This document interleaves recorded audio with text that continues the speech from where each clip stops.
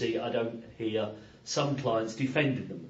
I don't, which you used to have a balance. Mm-hmm. You always had a balance of opinions of people, not necessarily on a business sense, but also on a personal level, etc. I don't hear lots of people saying, I tell you, ASCO's doing a great job for me, or they're doing really well. Mm. But if the praise is to be had, it is there. But I think, to be honest, I'm sure they're not sitting there patting themselves on the back and doing a great job. But I would always say that when things were difficult, it was the visibility you had of that team, which actually said they're actually out listening to what people have got to say. I'd have that same conversation with Alan. I would tell him exactly the same as I'm telling him you now, exactly what I think is going wrong. Do I think they would listen to that? No, not at all. I think he would sit there and say all the right things and come out and say, got that guy, talk a load of shit, didn't he? And that's why I think. Talks a lot of shit. I'm not listening to it, but to be honest,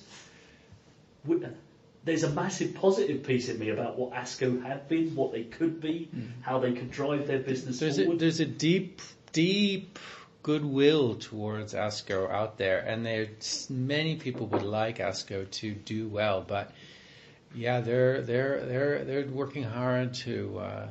Well, they're doing everything that Peterson's would love them to do.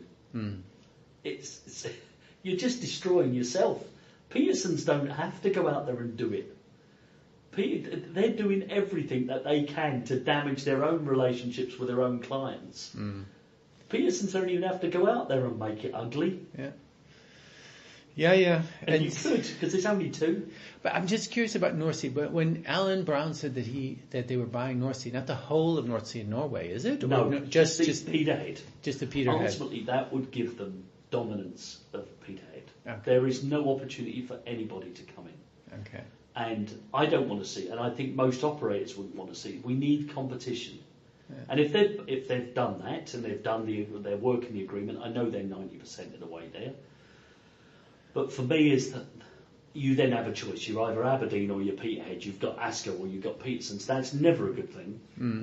And I'd be surprised if the Harbour Board didn't say, hold it, we need to have a conversation with the Petersons. We don't want to have a monopoly. But I'm thinking that even, if you irritate the operators enough and they're so dissatisfied with both ASCO's and Peterson's, they might intervene and go to the boards themselves. Correct. And say, well, let's do something ourselves. Yeah, we're seriously dissatisfied with both. Correct. And we need other options. Absolutely.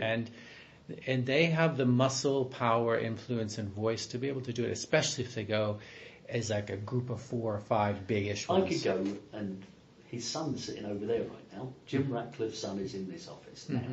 If I went to Jim and said, Jim, we'd build a supply base. We could do this. We could get other operators. We could get an Apache. We can get others to come in. We should be in the supply. There's a great opportunity to come in there. Guaranteed I'd have the money.